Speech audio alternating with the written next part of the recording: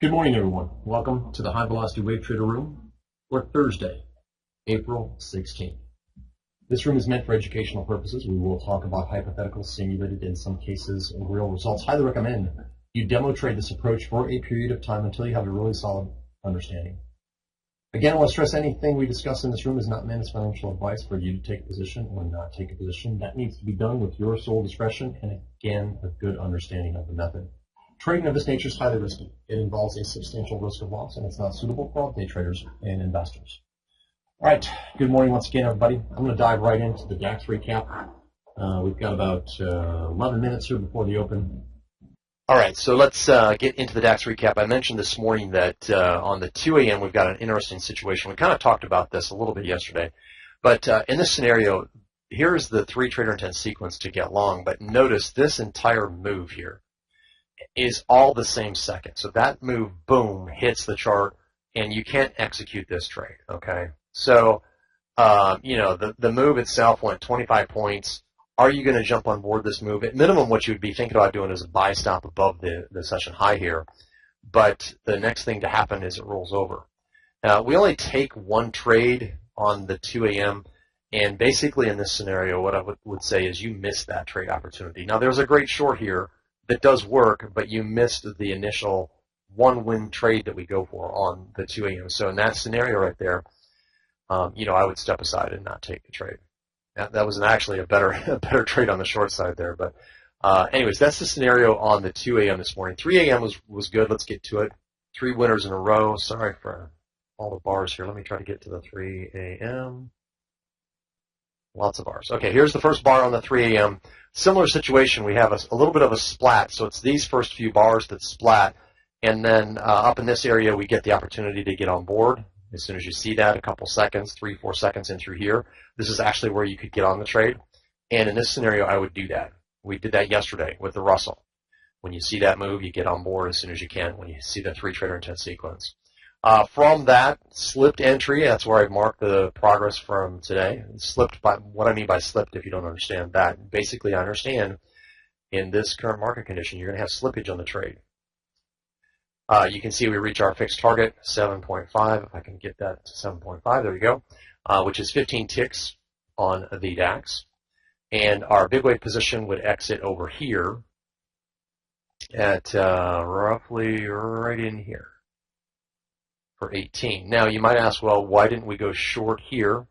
On this 3 trader intent sequence, same thing. So you had the splat up, you get in, and then you get this move, this very quick move down and back up. So you did have a short active trade right here, and what you would have been doing is sell stopping below this pivot to reverse, and you can see that never triggers in, so we stick in that long and have that outcome. Now we had 2 active setups, so we would not take any additional active setups. In other words, this 3 trader intent sequence right here is not a trade setup. We're in trend mode at that point, looking for the next trades that we can take. This is a 15-bar move. Most of you know by now that sets the trend to down. There's the 3 trader intent sequence, 1, 2, 3 to get in this trade. Setup is below the pivot, all good to go there. 7.5 on our fixed. And big wave trade on that situation gets 17.5. So quick trades there. You're out in 1 minute and 42 seconds in both directions on the DAX. If you want to take a third, here's a third trade. Again, a 15-bar move to the upside. 10-bar move to the upside. Pull back. 3 trader intent sequence. The setup beats the pivot, so that's good to go as is. Takes a little bit of heat. Gets out at our 7.5. Big wave's not going to get you much here.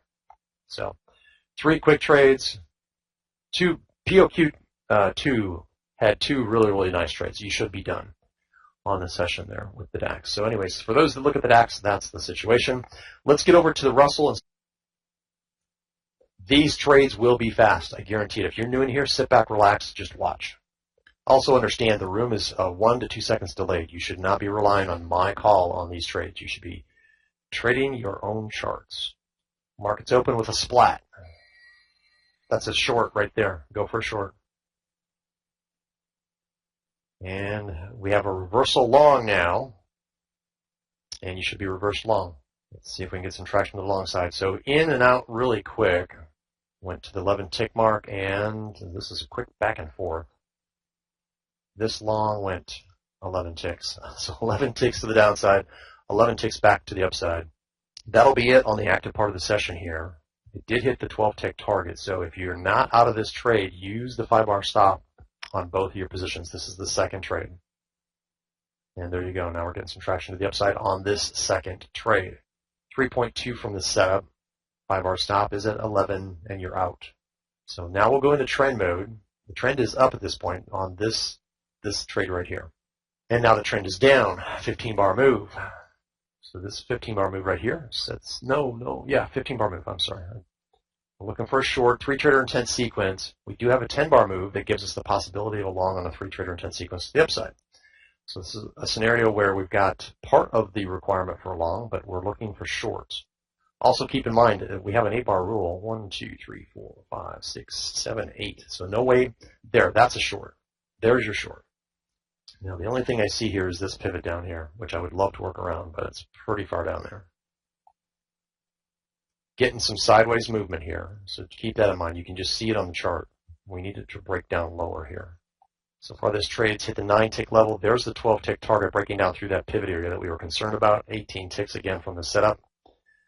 That would have you out of your fixed position. And 5-bar stop is out. So quick pullback here and your 5-bar stop is out. We'll look for the next trade setup. That should have you close to POQ. This first trade, depending on, you got in and out pretty quickly here. So we'll take a look at that in a second. 10-bar move here. Actually, what do we have? We have a 2-position short, 22 ticks. Looks like that trade just stopped out, depending on if you move it around the key level there. We talk about key levels, the 0.5s and zeros. So if you move the stop around the 5, 86.5, you're still in this trade.